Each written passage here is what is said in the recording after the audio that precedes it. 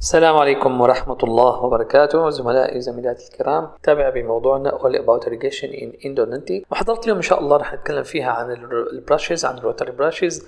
هنحكي عن Continuous Irrigation Systems في سياق عملية الإريجيشن والأجيتيشن، ورح نحكي أيضا عن المانيوال دايناميك أجيتيشن. فإذا خلونا نبدأ.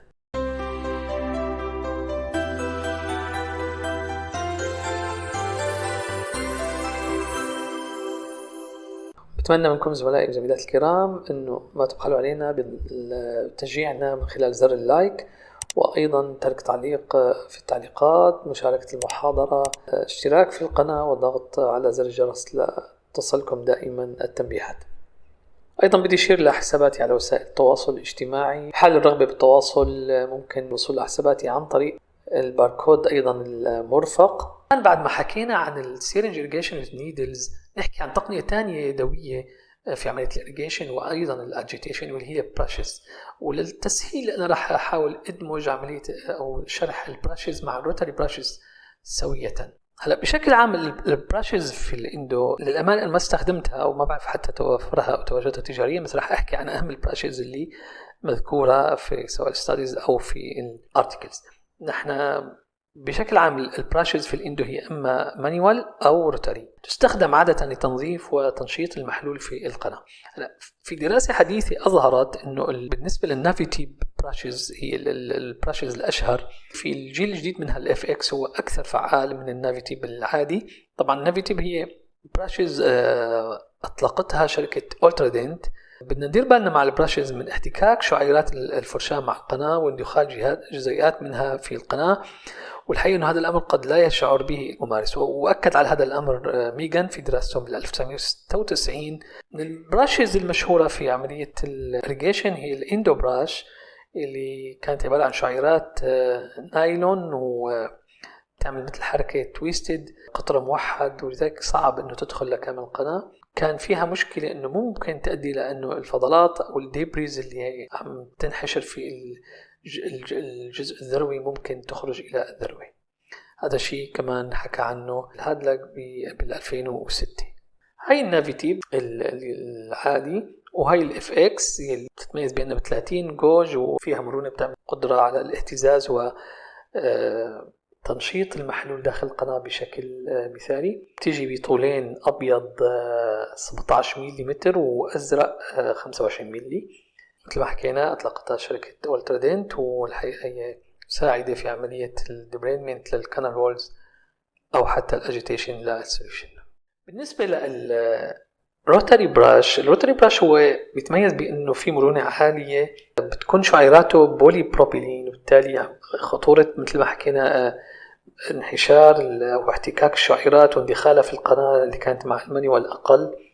ممكن حتى استعمالها بشكل يدوي إذا ما بدنا نستخدمها بشكل روتري. بتكون أو بتنحط على سرعة 600 ل 900 تقريبا RPM. طبعا لا شك أنه هي أكثر فعالية من المانيوال براش. من الأمثلة عليها المايكرو براش، الإندو براش، والرادل براش. الإندو والرادل براش ما موجودة تجاريا، هي بس بالستاديز مذكورة. الجيل الأحدث من المايكرو روتري براش هو الكانال براش. ذكرت دراسة ترونستاد بال 1985 أنها فعالة في تنظيف القناة في المناطق غير المنتظمة والمناطق الشاذة في القناة. طبعا هون هذا شكل البراش، وهون بعد عملية التنشيط. يعني بشكل عام فينا نعتبرها داعمة للإرواء. بدنا ننتبه أن مثل ما نستخدمها لكامل الطول العامل، لأنه بسهولة ممكن تؤدي لخروج الديبريز للإبيكس، وقطرة بيكون عادة من 2/10 7/10، بتساعد بعملية إزالة طبقة الوطاخة أثناء العمل. الأمر الثالث رح أتكلم عنه في عملية المانيوال إريجيشن هي المانيوال دايناميك أجيتيشن. والحقيقة هي طريقة سيمبل وسهلة، وأعتقد جميعنا نستعملها في العيادة. هي طريقة فعالة طبعا، بتعتمد على أنه نحن نستخدم قمع الكتب البيركا بانطباق صميمي. نحن بعد ما وصلنا للفايل الأخير بناخذ الكوتابيركا المتوافقة معه. لو مثلا نحن وصلنا مثلا F2 بالبروتيبر، فنحن بدنا نشوف الكوتابيركا المتوافقة F2 مع السيستم اللي عم نشتغل معه، مثلا مثل ما حكيت مع بروتيبر جولد، ومنقص 2 ملي وبنعمل حركات عمودية دفع وجذب داخل القناة بمعدل تقريبا 100 على الدقيقة. فعالي جدا بالتغلب على ظاهرة الفابر لاك اللي حكينا عنها. بتعمل هيدرودايناميك افيكسي، وبالتالي بتحسن تحرك السوليوشن في داخل القناة. مجموعة من الدراسات مثل دراسة ماجيل، مثل دراسة وانغ، أكدت أنه عملية الأجيتيشن المانيوالي بالكوتابركا كانت أفضل حتى من الريز إندو، الجهاز المعروف اللي بيعتمد تقنية الباسيف الترنيشن، حنحكي عنه لاحقا.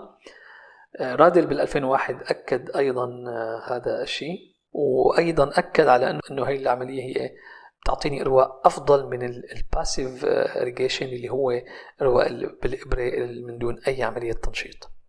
مثل ما قلنا العوامل اللي بتأثر عليه هي سرعة حركة الدفع والجذب. نحن نفضل تكون 100 على 30 ثانية أو 100 على الدقيقة مثل ما قلت، والمفضل هو 100 على 30 ثانية. بتتميز مثل ما قلنا أنها بسيطة غير مكلفة. حنحكي أيضا على طريقة أخرى من طرق الأجيتيشن، هي تنتمي للماشين أجيتيشن. بعد ما حكينا روتري براش راح نحكي عن continuous irrigation during rotary instrument. والحقيقة أشهر مثال على هاي التقنية هي جهاز الكوانتيك إي من سبرين إيندو. هو بيأمن لي إرواء مستمر أثناء التحضير بتنوصل، يعني هو عبارة عن وحدة ديليفري ووحدة تخزين ذاتية فيها مضخة مع تيوبي مع أنابيب، بتأمن لي إرواء أثناء عملية البريبريشن. بتتوافق عادة مع سرعة 300 RPM على الروتري. بتجي بعدة أقطار 4/10، نص، 6/10، 8/10.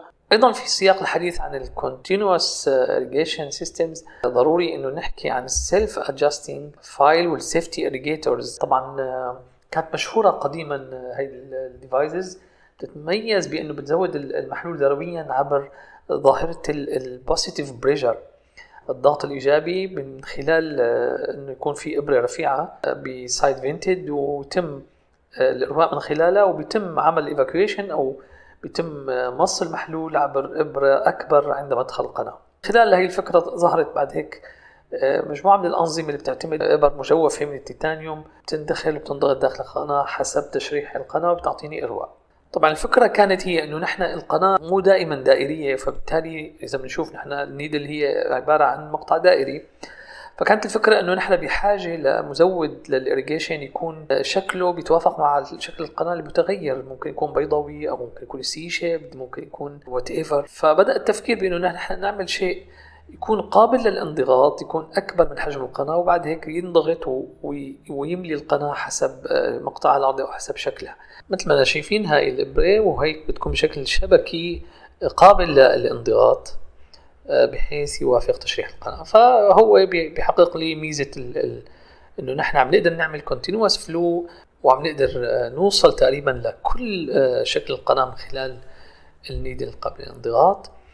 من هاي الأنظمة اللي ظهرت عندي الفاتيا سيستم بينتمي لمجموعة من الأجهزة اللي نحن ندعوها بالساف أو السيلف أدجاستينج فايل. بتتميز بأنه بتبقى انتجريتد مع الهاند بيس، مع الروتري هاند بيس اللي بنستخدمها سواء NSK سواء كافو أو غيرها، وبتأمن تزويد مستمر بالإرواء خلال عملية الانسترومنتيشن. بيكون في مثل الانكوبيتور بسعة 400 مليلتر، وبيتم تزويد الإريجيشن عن طريق أنبوب سيليكوني بيبقى ديسبوسبل طبعا متصل بالفايل، وبيتم الحقيقة عملية التزويد عن طريق الضغط على البيدل، مثل نفس عملية التعامل مع الهاند بيس لما نحن نستخدمها أثناء الحفر، لكن هون بتكون موصولة بالإبرة المجوفة التيتانيوم اللي هي مثل ما قلت أكبر من حجم القناة وبتنضغط داخل القناة.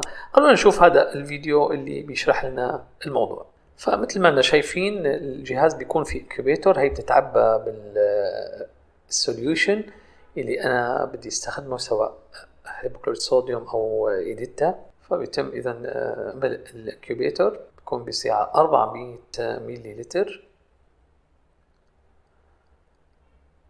تم توصيل الجهاز طبعا،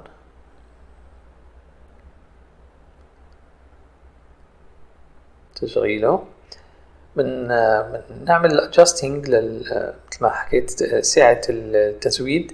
طبعا مثل ما شايفين بتنوصل على نفس الهاند بيس النيدل بتكون مثل ما قلنا بتكون مجوفة وبتنوصل بالتيوب اللي بيأمن لي الإريجيشن. سرعة الميتور بتكون على 5000 وبنعمل الإريجيشن ريت 4 ملي.